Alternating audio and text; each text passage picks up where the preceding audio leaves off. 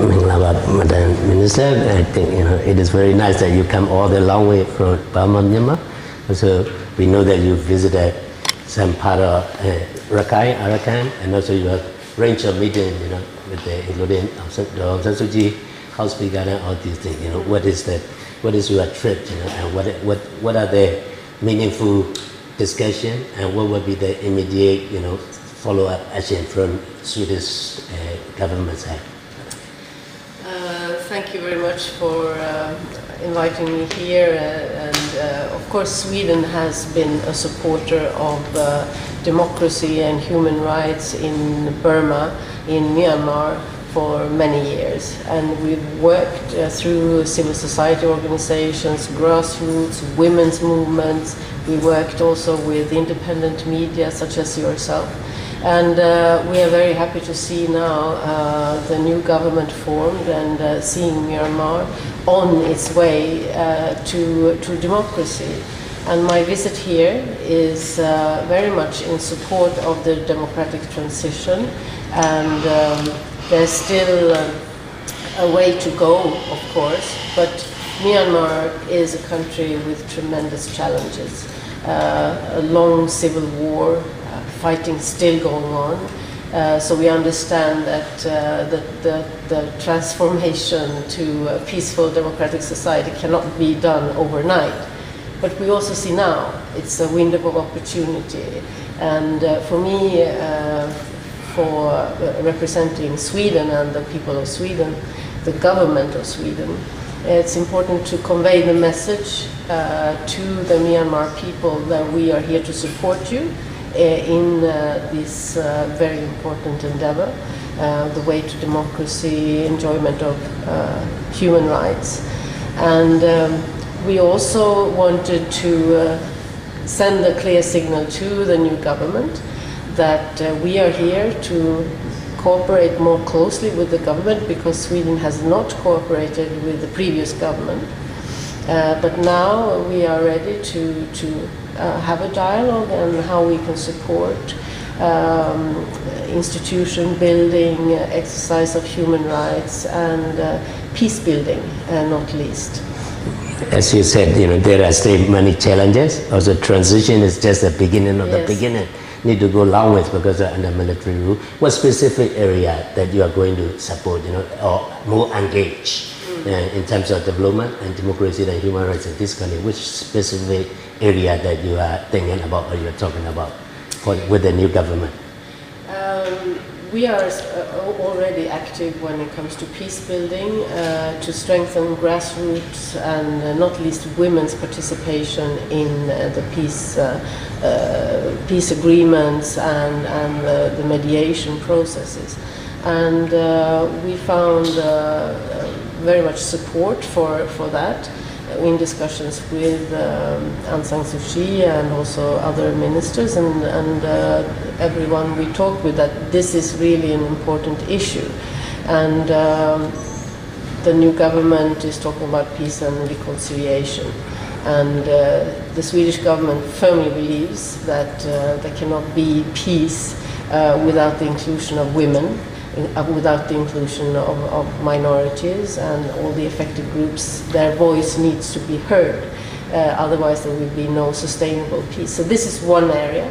Another area is of course on democracy, on also independent media and freedom of speech, where we're already active. And the third area is health, and especially women's health. So the need for sexual and reproductive health and rights, education, and also access to health services. This is an area where Sweden has a lot of expertise. And we are also open to work in other areas, and institution building and expertise that was mentioned. Sweden has helped other countries to set up their tax authorities or their national audit authorities, things like that. So that's also an area that is possible to explore further. When you say specifically about women participation in politics, I think, what is your assessment so far? So far, there's only one woman, very powerful woman in the cabinet, out of 21 minister, and also in many areas, especially women in the decision-making level. I mean, it's still, not there yet. What need to be done? What need to do more? And how can you leverage, that is making sure women participate in the leadership and decision-making level?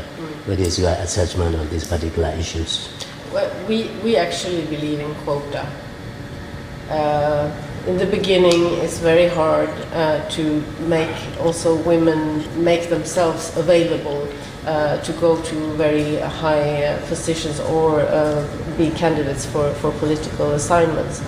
So it actually helps if there is a pressure that you need to have, at least in Sweden we have 50% of all the ministers are men and 50% are women. So 50% is maybe a high goal for Myanmar at this point, but you're right, one minister out of the whole government, that's too little. And I think making sure that you reserve a certain percentage to women is the way of actually making more women come forward, and then they become role models for others to follow. But we had discussions also with the female parliamentarians, and they described also that women are never encouraged at home to take interest in politics, and it's only the men who do that. And so it's only exceptional women today who somehow get into politics. One of them, she described to me that her father was killed in the Civil War and all her brothers, so she was the only one left, and she got engaged, and now she's a parliamentarian, one of the very few.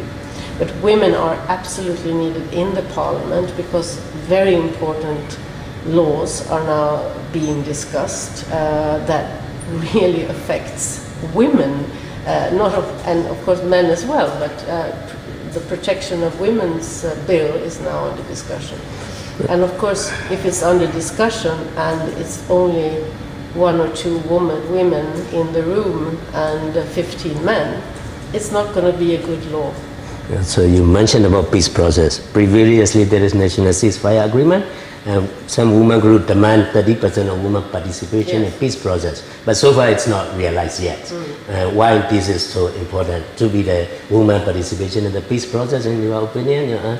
Also, what need to be done? The real peace process, the participation of women in the peace process.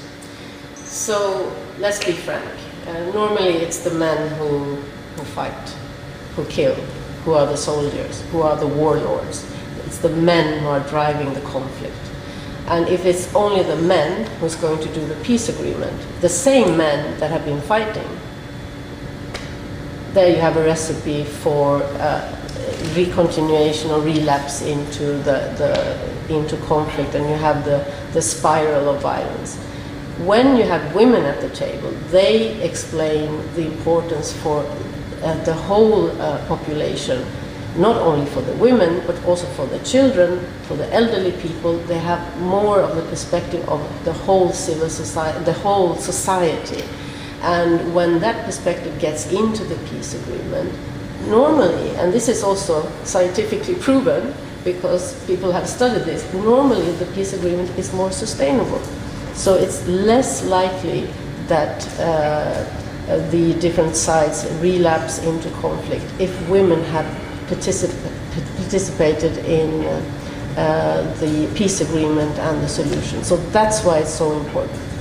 So you've been to Arakan Strait and visited IDP camps and meet a few refugees on the ground. There is very divided society, ongoing crisis, as well as humanitarian crisis. What is your Swedish government role in terms of providing humanitarian assistance and also make sure that there is a learning to live together in that particular area? What is your assessment on this particular issue, Madam? Sweden is the large contributor to all the UN organizations that are helping the internally displaced people in the area, and of course we're helping them, but I mean we also are looking at long-term development and how we can facilitate reconciliation through our development cooperation.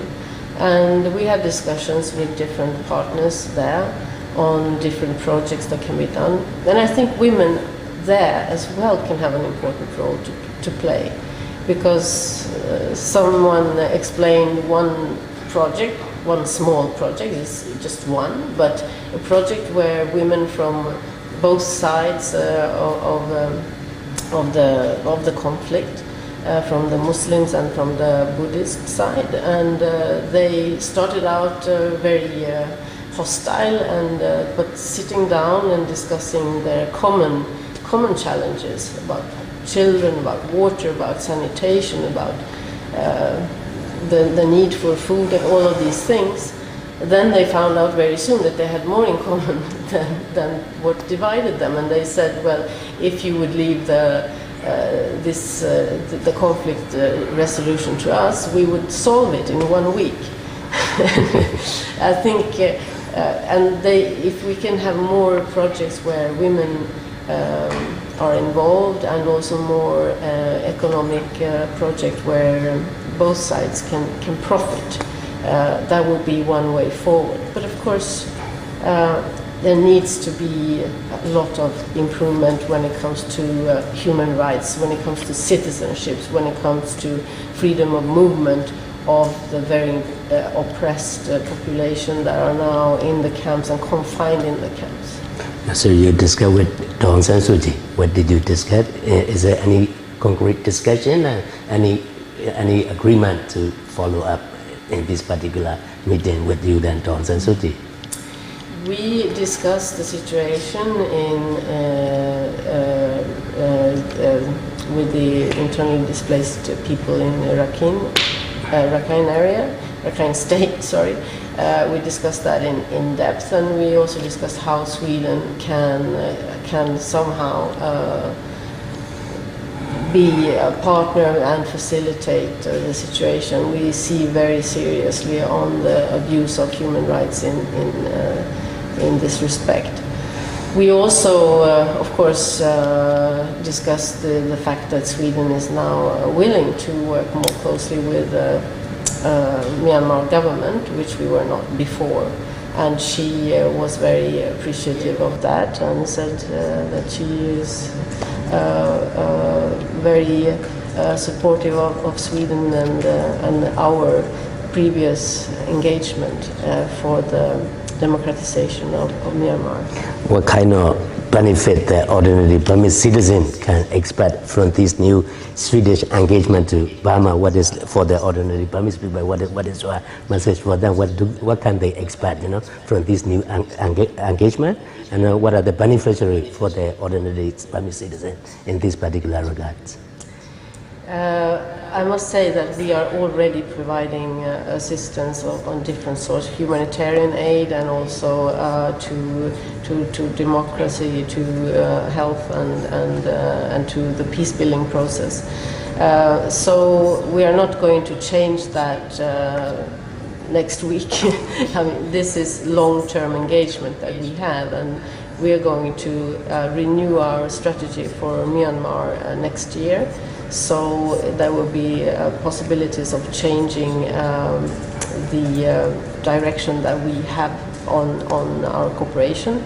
And also there is also room for us to support the strengthening of governance, the rule of law, human rights, and all the I think commendable goals of the new government.